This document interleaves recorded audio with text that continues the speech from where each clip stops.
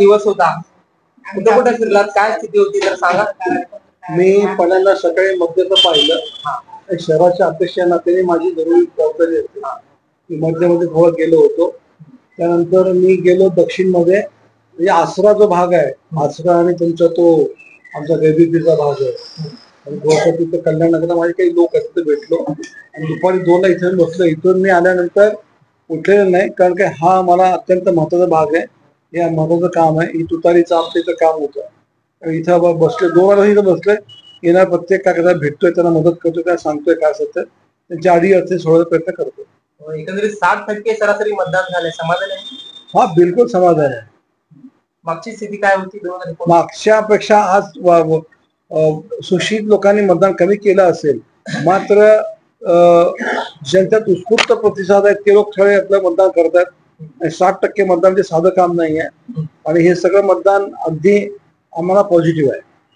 कुठल्या एरियामध्ये मतदान चांगलं आपल्याला पडेल असं वाटतं? घरकुल मधून आम्हाला तुमच्या दुधारपेठ पर्यंत आम्हाला चांगलं मतदान आहे. घरकुल पासून मतदान म्हणजे न्याय वस्ती तिकडं यांच्या सपाटी शाळा तिथं वगैरे आपण चांगलं मतदान.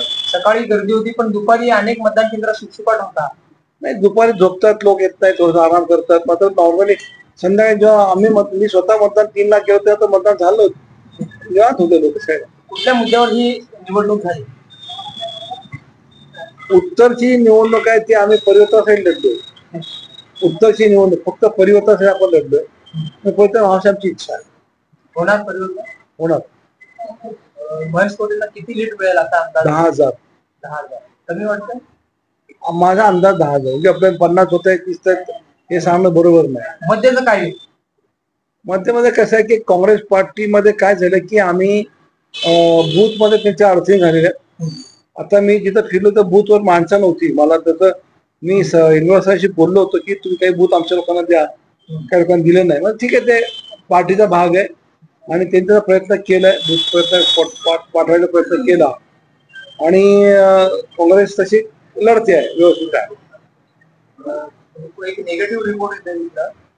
निगेटिव्ह म्हणण्यापेक्षा कसं आहे की चेतन नरोटे अध्यक्ष होते तेव्हा त्यांना सगळं माहिती आहे, गल्लीवातली माहिती आहे, ते करतील तसं मला वाटतंय. आणि मध्यम हे कसं आहे की अचानक काही कार्यकर्ते बीजेपीत गेल्यावर थोडा बहुत फरक पडणार साहजिकच आहे. तिथं मोची समाजातल्या 2 तुकडे पडलेत, आणखी काही तुकडे पडले, तेव्हा असं होणार. दक्षिणला वाटतं आमचे आता कसं आहे की मशाल हे आमच्या आघाडीतला प्रश्न आहे. मी अध्यक्षांना ते सांगायला लागलो आणि मशाल तर जो चांगला आहे, मुलगा चांगला आहे, यंग आहे, त्या निवडून असं मला पण वाटतंय. उत्तर आणि मध्यमध्ये आघाडीचं धर्म महाविकास आघाडीने पाळलेला आहे, पण दक्षिण मध्ये महाविकास आघाडीकडून अमर पाटलांना तिकीट देऊन सुद्धा प्रणिती शिंदेनी काढा देण्यास पाठिंबा दिलेला आहे. कसं बघता याच्यात? थोडस मला चुकीचं वाटतंय. ते वरचे लोक निर्णय घेतील, वर त्याची चर्चा होईल, उद्धव ठाकरेवर बोलतील त्यांना. म्हणजे उद्धव ठाकरे एकदा ते आले होते सोलापूर, ते म्हटले की फडणवीस शिंदेला मी सांगतो की प्रचार करेल असं वाटलं होतं. त्यांना झालं तो नाराजी असणं साहजिक आहे. खटमल साहेब, सुप्रिया सुळेंची सभा झाली, जयंत पाटील होते, अमोल कोल्हे आले, रेवंत रेड्डी, व्यंकटेश शिवकुमार असे दिग्गज नेते होते. त्यांचा काय परिणाम होईल? आमच्या इथं परिणाम चांगला होणार आहे. पर्टिक्युलरली आमच्या भागात चांगला परिणाम. आणि रेवंत रेड्डींच्या भाषणानंतर तर आमच्या इथं फार परिणाम चांगला झाला. इव्हन तो काल सुप्रियाताई एवढ्या त्यांच्या शोरूम मधून त्या टाईट असताना की तिथे सोलापूरला आल्या आणि त्यांनी 20 मिनिटं सगळं भाषण केलं. आणखी काय पाहिजे? एक मोठी घटना घडली होती मतदानाच्या 2 दिवस अगोदर. घरकुलमध्ये पैसे वाटप करताना भाजपच्या काही कार्यकर्त्यांना पकडलेलं होतं. हे काय नवीन आहे? हा नवीन विषय. हे काय नवीन आहे? पकडणार बिकडणार हे सगळं एवढं सगळ्याला माहित पडते. कुठल्या बॉक्स मध्ये पैसे, कुठल्या बॉक्स मध्ये पैसे असतात तर माहिती असतं त्यांना.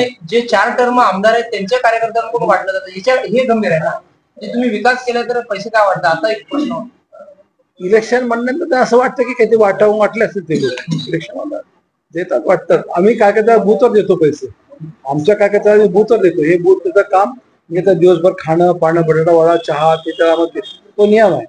पैसे दिले पाहिजे, त्या दिलाच नाही. 23 तारखेला आम्ही विजय, आम्ही गुलाब उधळला.